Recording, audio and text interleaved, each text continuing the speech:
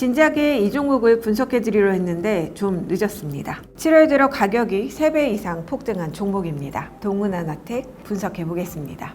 동은아나텍은 다들 알고 계시겠지만 반도체, 그 중에서도 팹리스 업체입니다. 그런데 7월 들어 동은아나텍 주가 급등에 불을 지핀 것은 기존 주력 제품이 아닌 헬스케어 의료기기입니다. 동은아나텍이 타액을 이용한 당뇨병 진단기기를 만들고 있습니다. 하반기에는 출시가 될 전망인데요. 얼마 전 공시를 통해 관련 소식을 전했죠. 진단기기에 사용한 기술을 인정받아 동은아나텍이 산업통상자원부의 국책과제 주간 연구기관으로 선정됐습니다. 당뇨병 진단기기 기술은 사실 지난해부터 동은아나텍이 열심히 IR했던 기술인데요. 아직 이를 반영한 증권가의 분석 보고서는 나오지 않은 상황입니다. 다시 말해 지금까지 발간된 보고서는 이 부분의 밸류가 아직 반영되지 않았다는 것이죠. 문제는 최근에 주가가 워낙에 급등하다 보니 일단 기관들은 매도로 일관하며 추이를 지켜보고 있고요. 증권가도 별다른 보고서를 내지 않고 있습니다. 먼저 공시 내용을 좀 더 확인하면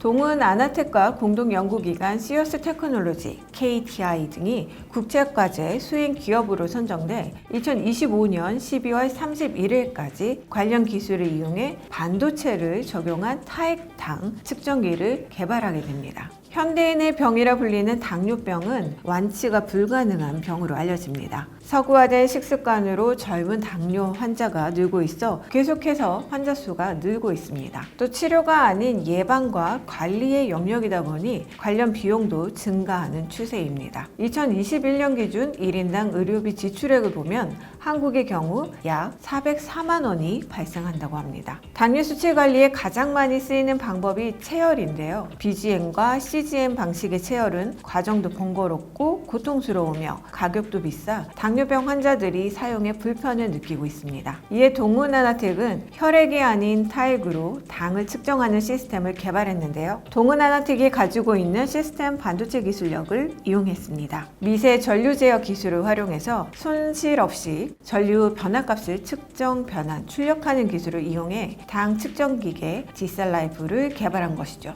모바일 앱을 이용해 데이터 관리도 쉽게 할 수 있습니다. 리딩 투자증권에 따르면 글로벌 당뇨 디바이스 시장 규모는 약 36조 원에 육박한다고 합니다. 당뇨병 환자, 전당뇨인, 미진단자 등을 포함해 시장 규모를 50조 원으로 추정하면 Gcelllife는 1%의 침투율만 기록하더라도 약 5천억 원의 새로운 매출을 일으킬 전망이라고 합니다. 다만 하반기 시제품이 올해 나올 예정이지만 실제 매출에 반영되려면 시간이 필요해 보입니다. 그렇다면 본업의 실적을 점검해 볼까요? 동은아나텍은 2006년에 설립돼 2015년 6월 코스닥 시장에 상장한 팹리스 기업입니다. 스마트폰용 AF 드라이버 IC, OIS 컨트롤러 IC, 햅틱 드라이버 IC 등을 주로 생산하고 있습니다. AF는 스마트폰 카메라용 자동 초점 구동 칩으로 동은아나텍의 AF 드라이버 IC는 글로벌 시장 점유율 1위를 차지하고 있습니다. OIS는 손떨림 방지 기능 구현 구동 칩으로 중국 화웨이 스마트폰에 탑재됩니다. 햅틱은 터치 반응 진동 칩으로 국내외 스마트폰과 현대자동차 제네시스 차량에 탑재되어 있습니다. 그간 동은아나텍의 AF와 OSI는 샤오미, 오포, 비포 등의 중국 업체에 많이 들어갔습니다. 그러다 보니 중화권 주요 고객사의 수요 감소로 올해 1분기까지는 실적이 부진했습니다. 그런데 최근 동은아나텍이 미국 진출에서 성과를 보이고 있습니다. 최근 햅틱 드라이버 직접 회로 기술로 메타 부품 협력사가 되었죠. 메타 헤드셋 기기에 부품을 공급할 수 있는 자격을 얻어 XR 시장 공략이 가능해졌습니다. 햅틱 드라이버 IC는 사용 목적에 따라 차별화된 진동을 제공하는 솔루션입니다. 일반 진동과 달리 다양한 형태로 진동을 구현해서 스마트폰, 웨어러블, 노트북, 자동차 등의 활용처가 확대되고 있습니다. 또 동은아나텍은 미국에 본사를 둔 팹리스 업체와 함께 해외 전기 자동차용 반도체 시장 공략을 강화할 방침입니다. 이와 관련해 동은아나텍은 미국 피닉스와 캠벨 등의 지역에 거점을 둔 자동차용 반도체 업체 업체 엘리베이션 마이크로 시스템즈에 총 200만 달러를 투자하기로 했습니다. 앞서 동훈하나텍은 2021년 북미 전기 자동차 회사에 햅틱 IC 제품을 공급하며 해외 전기 자동차용 반도체 시장에 진출했습니다. 이에 유진투자증권은 올해는 중장기 성장을 위한 사업 다각화 추진 면에서 긍정적이라고 판단했습니다. 실적 성장도 가능할 것으로 보았는데요. 국내 주요 고객의 전략폰과 보급폰의 본격적인 공급이 시작되었고 중국 스마트폰 제조업체향 공급이 점차 확대되고 있기 때문입니다.